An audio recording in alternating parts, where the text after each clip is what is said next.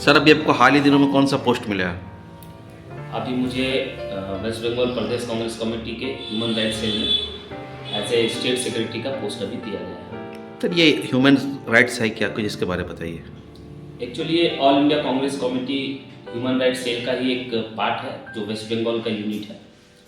हमारी मोहतरमा शाहिना जावेद इसकी प्रेसिडेंट है। उनके लीडरशिप में हम लोग पूरे बंगाल में जो इंसानों का हक और हुकूक का बात है जो कांग्रेस करती है, राहुल गांधी करता है और हमारा भारत जोड़ो यात्रा के बाद अब अभी देख रहे हैं न्याय यात्रा चल रहा है, तो हम लोग उस हक और हुकूक के बात के लिए ही करते हैं। और हमारा एक स्पेशली सेल है ह्यूमन राइट्स सेल, इसके अभी मुझे स्टेट का दायित्व दिया गया सेक्रेटरी का। सर आप तो एक मशहूर एडवोकेट भी हैं और बहुत दिनों से कांग्रेस से जुड़े हुए हैं, इतनी बड़ी जो जिम्मेदारी पोस्ट मिली है इसका श्रेय किसको दीजिएगा?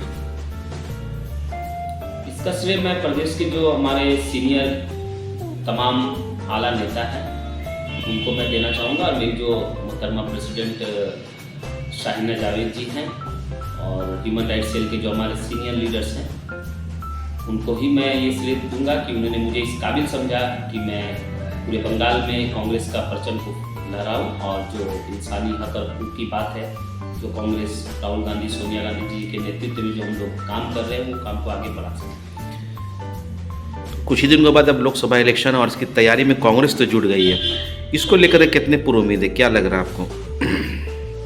जिस तरह का रुझान आ रहा है हम लोगों के पास, पब्लिक जो है एक बदलाव चाह रहा है और हम लोग देख रहे हैं कि हालिया जिस तरह से ट्रक ड्राइवर्स का आंदोलन आप लोगों ने देखा है कि किस तरह काला कानून के ऊपर काला कानून मोदी जी और सेंट्रल गवर्नमेंट पब्लिक के ऊपर इम्पोज कर रही है, जिससे कहीं ना कहीं पूरा भारतवर्ष जो है एक तरह से मतलब गरीबी की ओर चलता जा रहा है, बढ़ता जा रहा है। लगता है जैसे हम लोग फिर से उसी अंग्रेजी शासन में जी रहे हैं। कहीं ना कहीं घुटन सा होता है। हमारे अपने देश में हमारे लोग सेफ नहीं है, बहुत सारी घटनाएं हैं, गैंगरेप, मर्डर, डकैती, इस तरह की पूरे इंडिया बेसिस में बढ़ता जा रहा है जो मोदी जी उस पर कंट्रोल नहीं कर पा रहे हैं।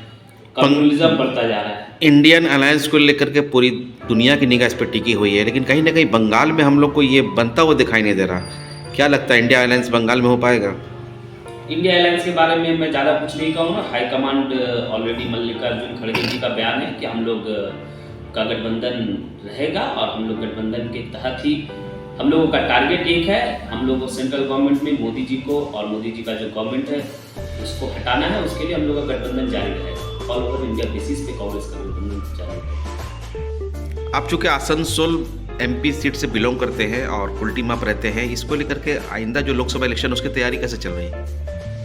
हमारे डिस्ट्रिक्ट के जो प्रेसिडेंट है देवेश दा, हमारे सीनियर नेतृत्व कुल्टी ब्लॉक के जो चेयरमैन प्रेसिडेंट है हमारे जो श्री चंडी चटर्जी महाशय, उन लोगों के नेतृत्व में हम लोगों का हर जगह वार्ड कमेटी बन रहा है। हम लोगों का संगठन का जो मीटिंग्स है वो जारी है और हम लोग लोकसभा इलेक्शन पर ही फोकस कर रहे हैं और डोर टू डोर कैंपेन भी हम लोगों का चुनिंदा इलाकों में चल रहा है। थोड़ा और इस पर हम लोगों को जोर शोर से काम शुरू कर देना होगा।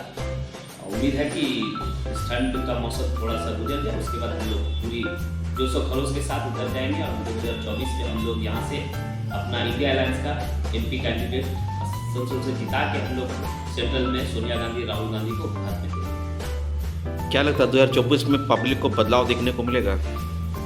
जरूर, और जरूरत है। पब्लिक को बदलाव देखने को नहीं मिलेगा, पब्लिक ही बदलाव लाएगी, क्योंकि पब्लिक जो है इस सेंट्रल गवर्नमेंट के जो शासन है उससे वो त्रस्त हो चुकी है। महंगाई का आप मुद्दा ले लीजिए, बेरोजगारी का ले लीजिए, आप शिक्षा का ले लीजिए या आप भाईचारगी का ले लीजिए, कहीं ना कहीं जहाँ पे आप चाहिए देखिए कि पब्लिक खामोश है, लेकिन खामोश है वो दहशत है। खामोशी के पीछे एक दहशत है। पहले पब्लिक जनता जो है ओपनली अपना freedom of speech, freedom of rights जो हम लोगों का कॉन्स्टिट्यूशन में जो है वो सारा चीज मोदी जी अपने पूरे नुमाइंदों से, सीबीआई हो, ईडी हो, आप देखिए ना जहाँ पे भी उनके एमपी एमएलए गैंगरेप करते हैं उन लोगों के ऊपर क्लीन चिट आ जाता है। लेकिन हमारे जो विपक्ष के नेता जो भी है, जिस भी पार्टी से बिलोंग करते हैं, सारे विपक्षी घर पे सीबीआई ईडी क्यों पहुंच जाती है? इससे ये साफ जाहिर होता है कि अमित शाह और मोदी जी ये चाहते हैं कि देश में गणतंत्र नहीं रहे, रिपब्लिक कंट्री नहीं रहे।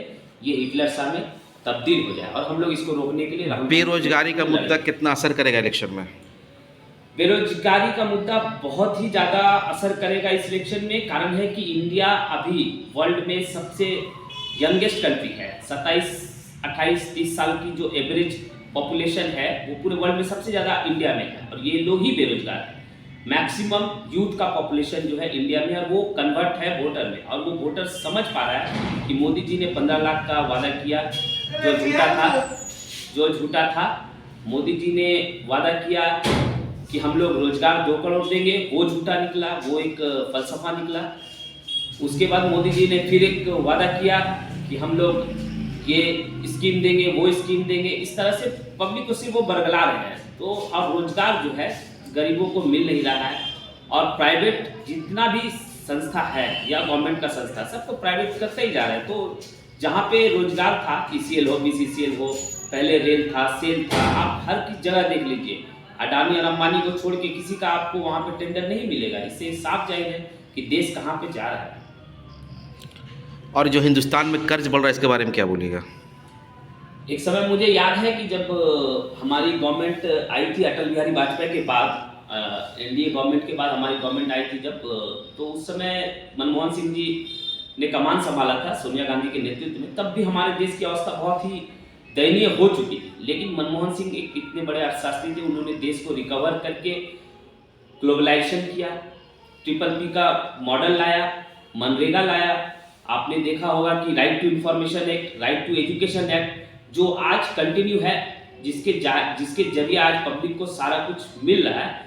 लेकिन अभी आप देखिए, हालिया दिनों में आप देखिएगा 10 साल का जो गवर्नमेंट है मोदी जी का, उस गवर्नमेंट में कुछ भी डेवलपमेंट नहीं है। पब्लिक रिलेटेड कोई डेवलपमेंट का वर्क उनका नजर नहीं आएगा। सिर्फ एक जो हिंदू और मुस्लिम का जो एक राग है, बस वो अलापते हैं और भाई भाई को तोड़ने का कोशिश करते हैं। लेकिन राहुल गांधी ने कहा है कि हमारा जो है खून का हर एक कतरा देश के लिए जरूरत पड़ेगा तो बहेगा।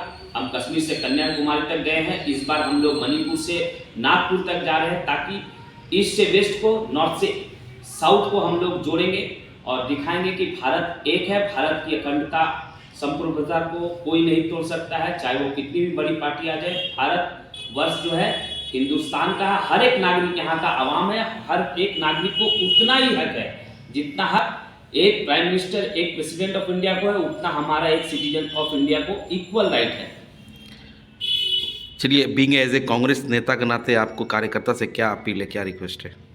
देखिए, मैं भी एक कार्यकर्ता ही हूँ, और मैं नेता अपने आप को कभी समझता नहीं हूँ, समझना भी नहीं चाहिए, क्योंकि मैंने जिस तरह अभी हाल में देखा है कि राहुल गांधी खुद ग्राउंड पे उतर के काम कर रहे हैं, वो पैदल चल रहे हैं। तो जो हमारे हाई कमान है, जो हमारे सुप्रीमो हैं, जिनके आदर्श को हम लोग मानते हैं, वो अपने आप को पब्लिक से कनेक्ट कर रहे हैं। वो उनके अंदर ये चीज़ नहीं है कि हम लोग नेता हैं या हम लोग किसी बड़े घराने से आते हैं, हमारे बाप दादा पुरखे हमारे प्रधानमंत्री है, तो फिर हम लोग उनके ही मानने वाले हैं। तो हम लोग तो ऐसा सोचते हैं कि हम लोग भी एक वर्कर है, और उनका जो आदेश होगा, कांग्रेस सुप्रीमो का आदेश जो होगा, हमारा ह्यूमन राइट्स सेल के जो प्रेसिडेंट का आदेश होगा, उसको मानते हुए कुल्टी में, पश्चिम बर्धमान जिले में, और अगर मुझे मौका मिलेगा तो अदर्स डिस्ट्रिक्ट में भी मैं संगठन को बढ़ाने के लिए अपना पूरा 100% देने का कोशिश करूँगा। चलिए सर, आपको जो नई जिम्मेदारी मिली उसके लिए बहुत बहुत कॉन्ग्रेचुलेट। आपके शेड्यूल भी बिजी थी, फिर भी आपने चैनल से बात की, उसके लिए बहुत बहुत धन्यवाद।